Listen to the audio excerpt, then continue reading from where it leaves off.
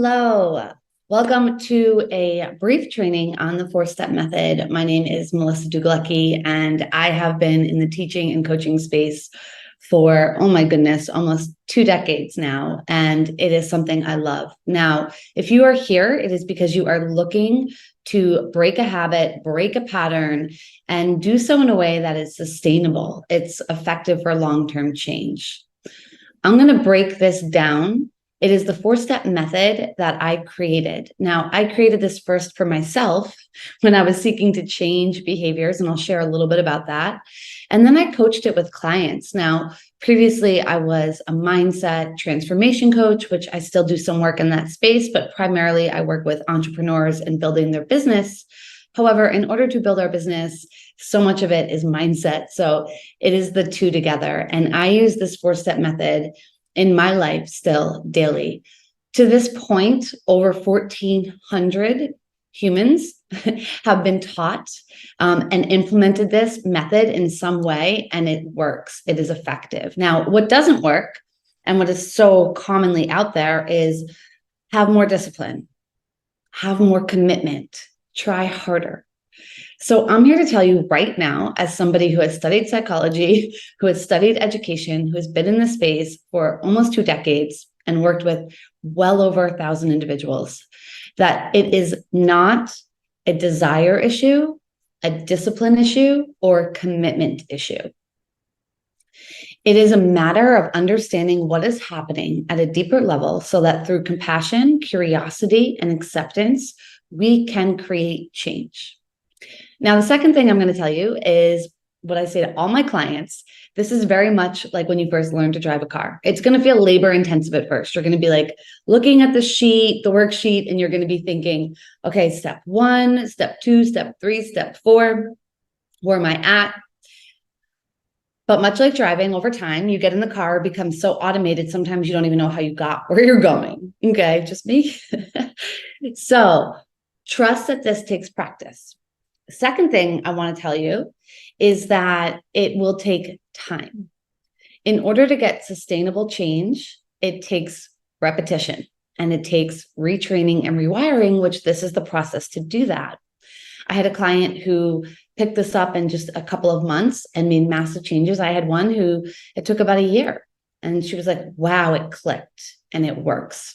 So don't compare your timeline to anyone else's, but first celebrate you for being here and choosing change, because you know what? A majority of the people don't choose change.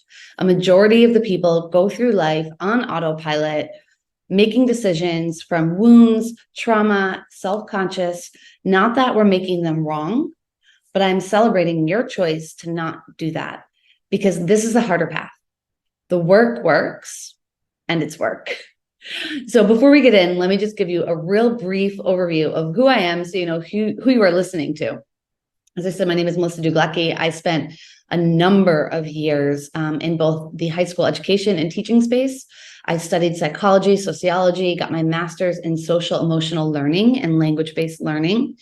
And after the loss of my daughter, Layden, who passed at the age of 4 months, I really looked at what am I doing with my life? So much was an autopilot, and things that I was supposed to care about, I just didn't care about anymore. I did not care about things that my job required me to care about. And so I had to look at what I really wanted. And always committed to teaching and coaching and empowering others, I wanted to step more into that space. So I began coaching and teaching in the space of through yoga, holistic health, and mindset. I studied neuro-linguistic programming as well as mindset coaching. After some time in that space, as my business really grew, more and more people came to me and asked me to help them with their business. And so for the past, oh goodness, I don't know, 7 years, I have been full-time in the coaching space, coaching, running my business from anywhere in the world. And currently I am in Mexico, but I like to hop around a bit. Now, the four-step method came about actually in my grief journey. And I'll share some stories of that. But what I was looking at is why, I'm a high achieving person. I go to therapy. I've got a counselor. I work hard. Why am I still repeating these habits and patterns? And I started to feel a lot of shame. And I started to feel a lot of self beat up. and comparison. And I would see other people online and wonder, how are they doing it? What was wrong with me? And so I studied deeper and deeper and deeper. One of the practices I studied is called Ayurveda. Now, if you aren't familiar with Ayurveda, I highly recommend checking it out, but I will give you the Cliff's Notes version for now. So Ayurveda is this ancient energetic practice that can be used in medicine and can be used in anything.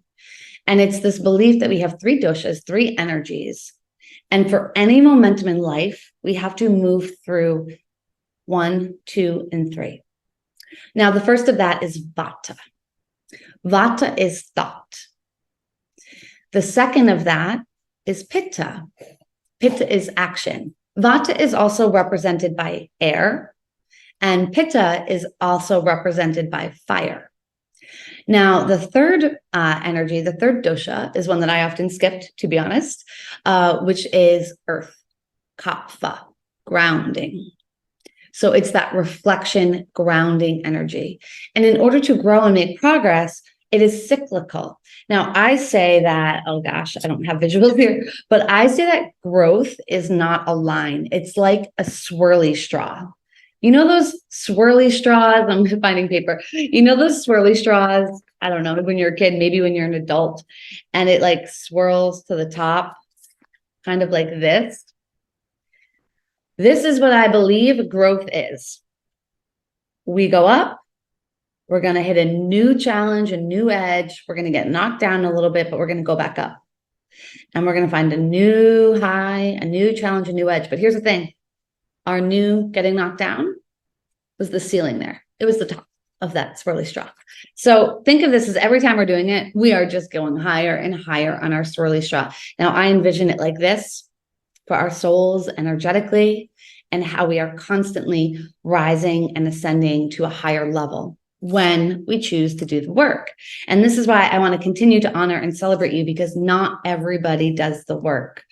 And the humans that I have worked with in both mindset, personal lives, relationships, entrepreneurships, it is truly beautiful and sacred work to see people looking at, how can I live my life in a way that I love it, that I feel good. And why I became so passionate about this is because, truthfully, after my daughter passed, I didn't want to live. In fact, I felt guilty when I was happy. I couldn't listen to music. When I laughed the first time, I felt guilt. And I thought, how am I ever going to make it through this life? Like, why am I even here? As I committed to doing the work, it wasn't immediate, but it was one day at a time. So it is a passion of mine. This L right here, that's my daughter's initial, Layden. It is a passion of mine to be a conduit, to show other people what is possible for them. I use a variety of tools and modalities. I use a lot of different things, but one at a time. And as I've spoken to many of you about nervous system regulation, this is one tool that we can use to support our nervous system in feeling regulated, in the sense that this is going to work in the mind, but your mind, it's all connected. So this mindset tool will help you identify when your nervous system becomes dysregulated and something pops up and that fight or flight is going off. This tool will help you identify where that fight or flight is coming from. Where is your perceived danger? Because something to learn and understand about the nervous system is that it is innately designed to protect us, so we can love it. Don't hate on, rather, your nervous system if there are dysregulated moments, weeks, months, years, because it's doing its job in the way that it knows how to, which is to protect you. But we've got to do the tools to let the nervous system know what is real danger and what is perceived danger. As I like to say, our nervous system is taught to identify a tiger to keep us from being killed, right? This goes way, way, way, way, way back. But what's happening now is we are mistaking paper tigers for real tigers. We are perceiving an email with a tone of voice on it. We are perceiving social media, a breakup, rejection, judgment. We are perceiving all of that as intense danger.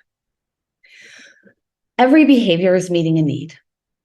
So what this method, and I'm going to pull up it now, and you're going to have the download if you're watching this.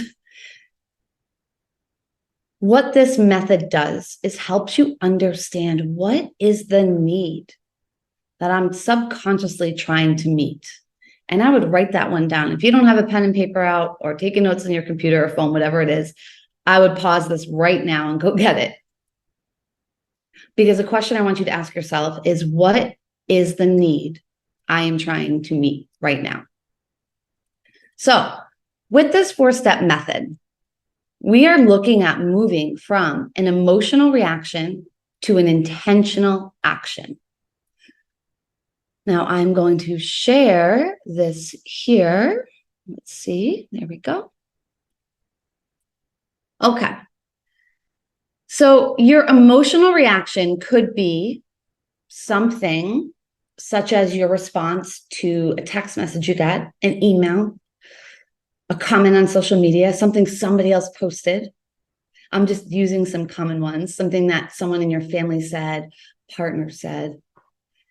Typically, if we're looking at emotional reactions, it's going to be something connected to our emotions, but tends to be around relationships and our sense of love and belonging.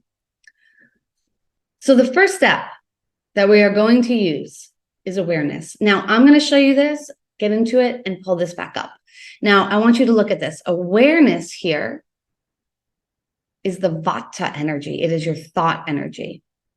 Release and replace step 2 and 3 are your pitta energy. Now, I'm not just going to show you the 4-step method. I'm going to give you some tools to do it. That is the most important part, right? We can like all this in theory, but what do we actually do when shit hits the fan? And then the last thing is sustain. How do I carry this forward? That's going to be the reflection, the kapha energy. Hear me in this, and I'd write this one down too. We cannot suddenly use a new tool that we haven't sourced, that we haven't become comfortable with, that we haven't practiced. So if you've never meditated, when things get tough, meditation is not going to be helpful for you.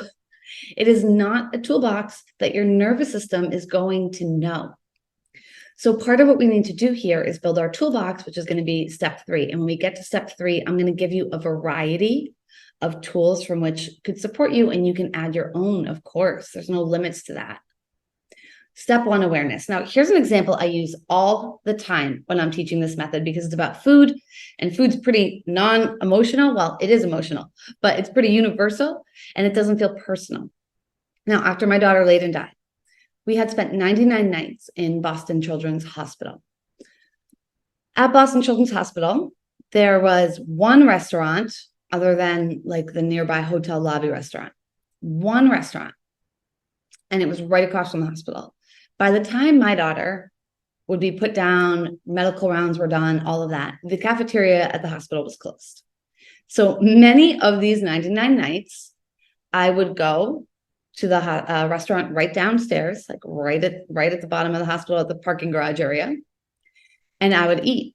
Now, if you're not familiar with Bertuccis, this is a Bertucci's restaurant, an Italian restaurant, and they are famous for their Bertucci's rolls. They bring them out for free in the beginning while you're waiting for your food, and they put the oil, and they're toasted, and they do salt and pepper and all of that. Really delicious. Not so great when you're gluten-free.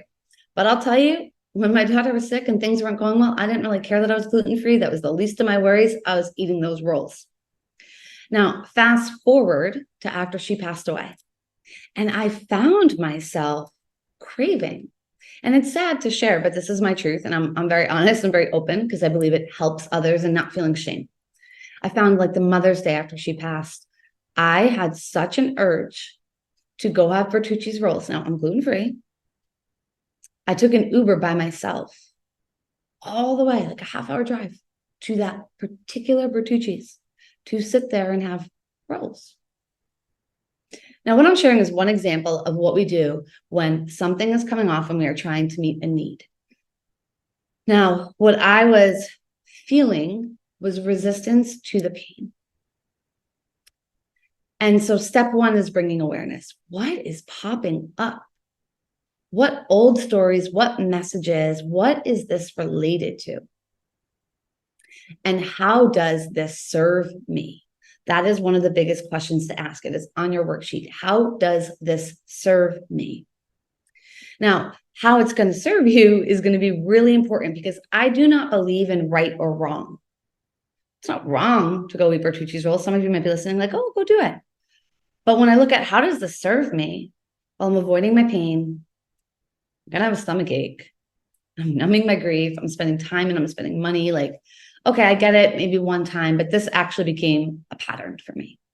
This became a pattern.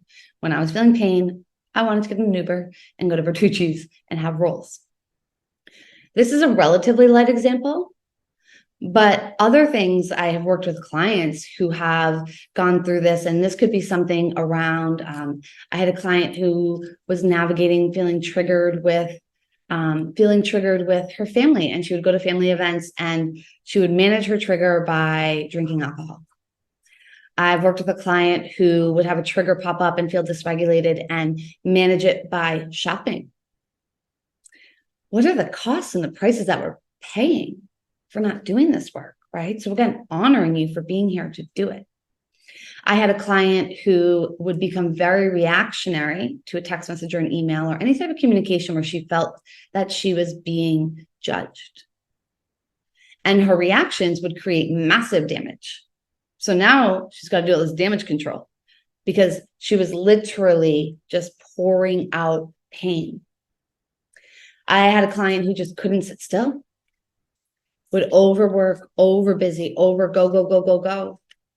I had one who wouldn't take a rest day from going to the gym because her nervous system was perceiving danger, because her mind was creating the story that if I don't work out, I'm going to gain weight. If I gain weight, I won't be worthy of love. So how is this serving me? So number one, step one is awareness. You get to take some time here, journal, sit, reflect. What is coming up? And then where does this come from? Where does this come from? Now, I've gone through things where I would be in a dysregulated nervous system. For me, a big one was overbusy, overgoing, go. I have to prove. I joke about how there was a time in my life where I literally made I was broke. I was $100,000 in debt. If you don't know that about my story, I was $100,000 in debt just 6 years ago. Doing this work helped me build not only a 6-figure business, but a 7-figure business and serve so many people. Doing the work is selfless. Now, I would spend money to try and please others, right? I broke, could have just brought brownies or a bag of chips, but I went to 2 different grocery stores to get like fresh cut lobster and all the other ingredients and made a homemade macaroni and cheese, lobster macaroni and cheese from Boston. So New England lobster is a thing. And I made this homemade macaroni and cheese because my nervous system was telling me if I didn't bring something, well, my nervous system was firing off. My mind was telling me from that response, if I didn't bring something that had people say, wow, I was less worthy. I was less lovable. I wouldn't be accepted. Where did this come from? I had to get curious. Yes, macaroni and cheese could lead me to become curious. Where this came from was this things I experienced in my childhood. Whether it's family, whether it's mentors, aunts, uncles, coaches, teachers, it doesn't matter. Okay, it doesn't matter. We're not looking to blame. It's a very important part of step one. We are not pointing fingers and blaming. We are shifting from blame to ownership and responsibility. Okay, maybe this happened to me, but now I am responsible for it. Maybe someone placed this on me. I am the only one responsible for navigating it. And that was a hard lesson I learned through my grief when I was paying for grief counseling, broke in, wondering, why do I have to pay for this now? And then I thought, who else is going to? This is my work to do. So when we bring awareness, we want to get clear on where it came from, not from a place of blame or victim, but from a place of understanding, compassion, acceptance, and responsibility. Now, I had a number and a series of things where I felt like, now these are my stories, I'm not saying this was the truth for anyone, but growing up, I felt like if I did something wrong, I could mess it up and I would therefore ruin it and be unworthy of it. So when I became really clear on this, all of a sudden it's like, no, Melissa, you don't have to bring the $99 macaroni and cheese dish. You don't. You're not going to mess it up. So as we begin, I'm moving you into step 2. Step 2 is release. What can I let go of? And I'm going to share this again. What can I let go of to create change? Pride, being right? Fear. For me, it was fear. Ego, old stories. It was old stories. And of course, it's all ego. This is all ego work. Where can I choose to release things that keep me stuck? So in my grief, where could I let go of numbing? Through rolls, Bertucci's rolls, a deep pain. Through my proving in my lobster macaroni and cheese dish, where could I let go of an old story or fear? For some of my clients, where could they let go of stuffing something down to avoid it? Where could they let go of a worthiness conversation that they had to do more to be worthy? Where could they let go of people pleasing?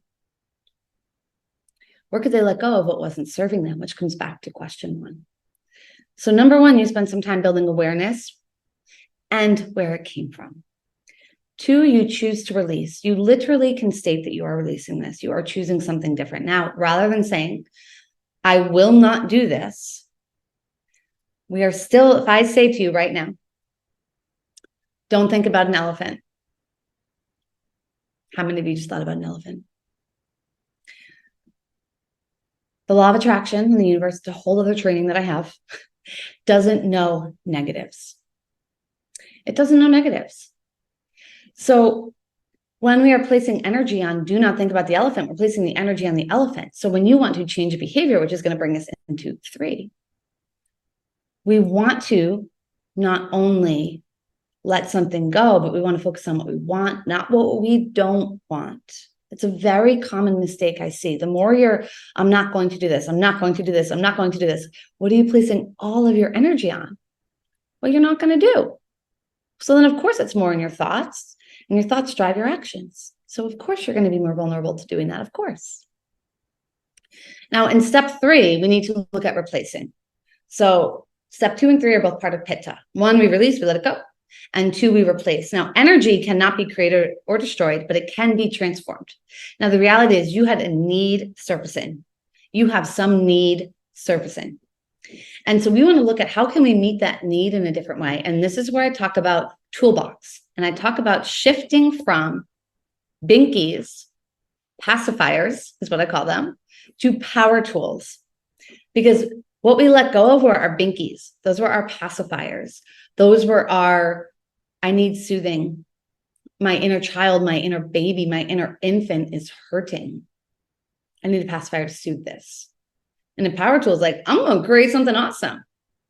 So step 3, we are looking at what else can we create. Now, I have another download that I will include in this. It is called the Bible. And the Bible is basically understanding there's no good or bad emotional experiences or energetic vibrations, but there are high and low frequency ones. You can look that up. It's a whole other training I do as well.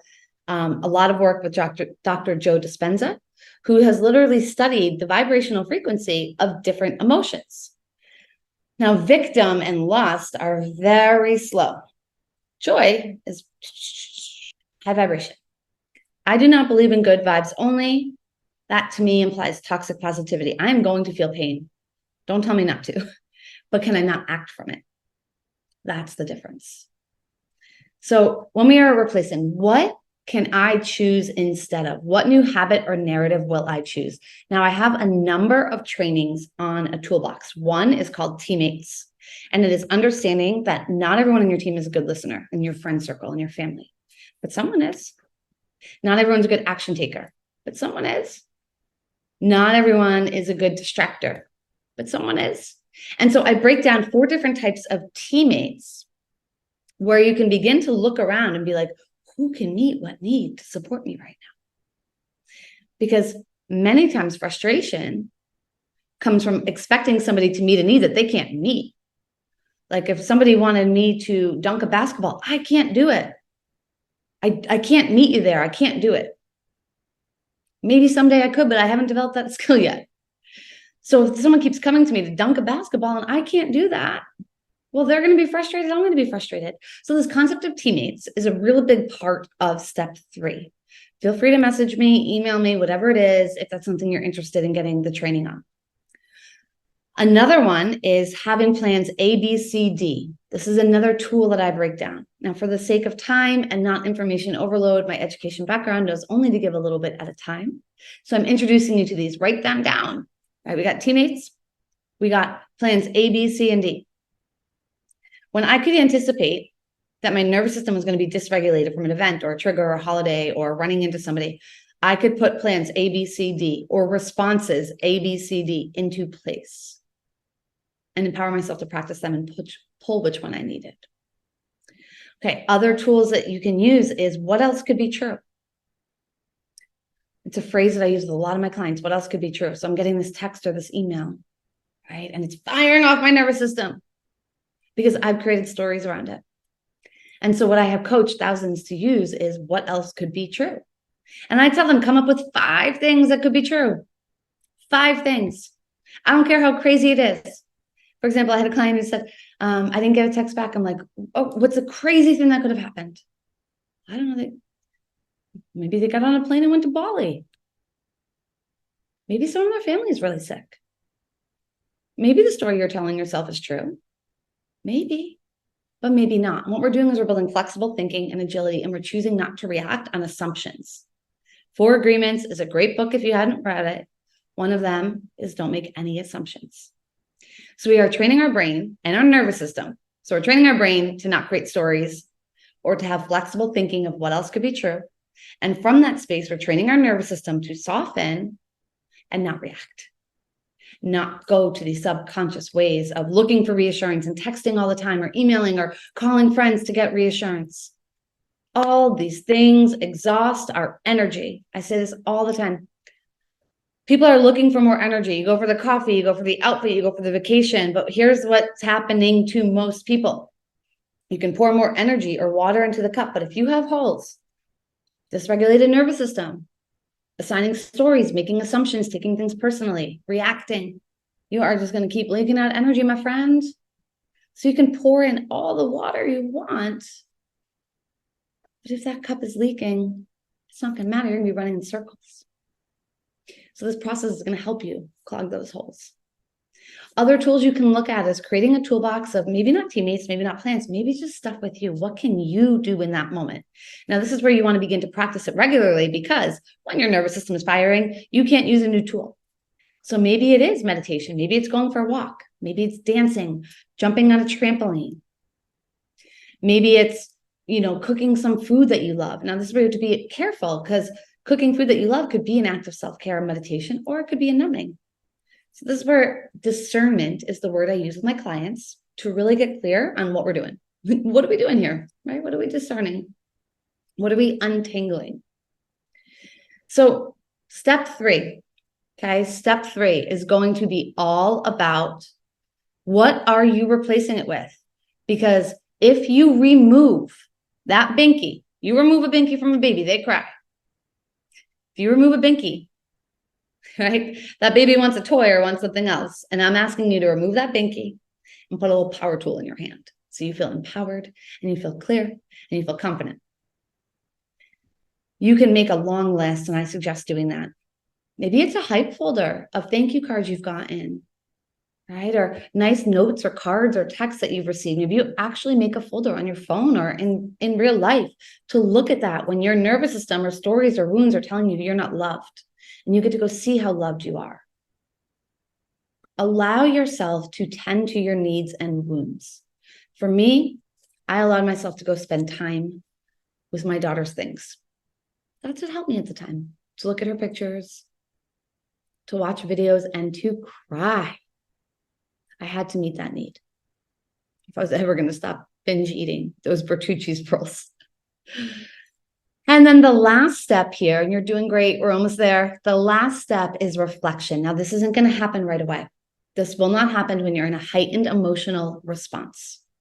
The reflection is when you've come back down. So when your nervous system is firing, and in that, you hold your steady, you hold your steady, you hold your steady, like you don't give in, you don't give in, you don't give in. It's tiring, you're tired, you're tired, you're tired. Pause, nap, take care of yourself. Give yourself a little bit of space, and then intentionally reflect. What came up for me? What did I choose? How do I feel about that choice? Now, affirmations can actually be used in the reflection process, or they can be used in step 3. Affirming yourself. I choose growth every single day. Every day I expand a little bit more and more.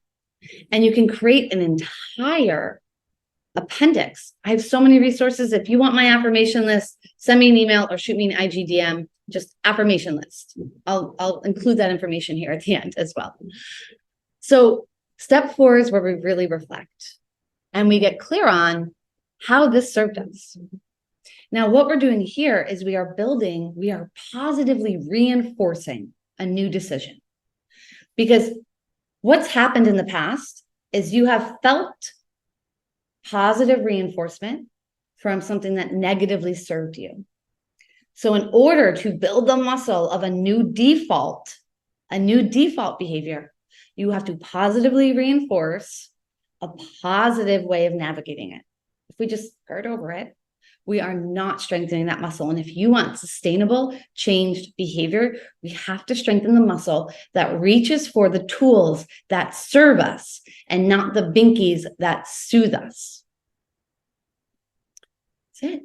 And that, courageous humans, is how we shift from an emotional reaction to an intentional action. And when you do this, you will improve every relationship in your life, every single one of them.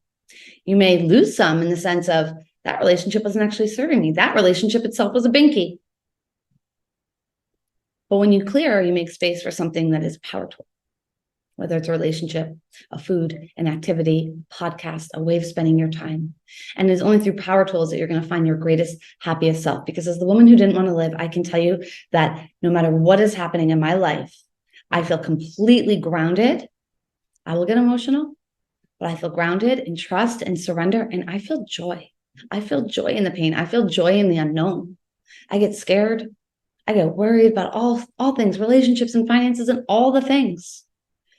So it's not a matter of circumstances and not having those there.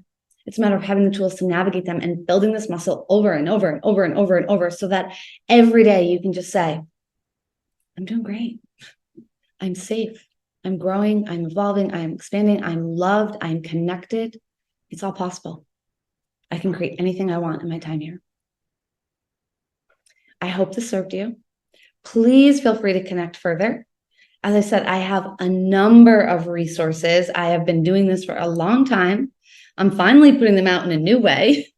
And I am a teacher, an educator, and empowerer at heart. So it is truly my privilege and my honor to empower you. Here's where you can get in touch with me. Before I give you that, though, I just want to say thank you, because this is not only my life's purpose, but this is my daughter's legacy, because it is through her loss and her lessons that I'm here sharing what I have learned from her today. So before I cry, we will put the information to find me, but just in case it's not here yet, when I send this to you, my email, melissa@melissadugalecki.com, and my Instagram, probably the best way to get in touch with me, Melissa Dugalecki.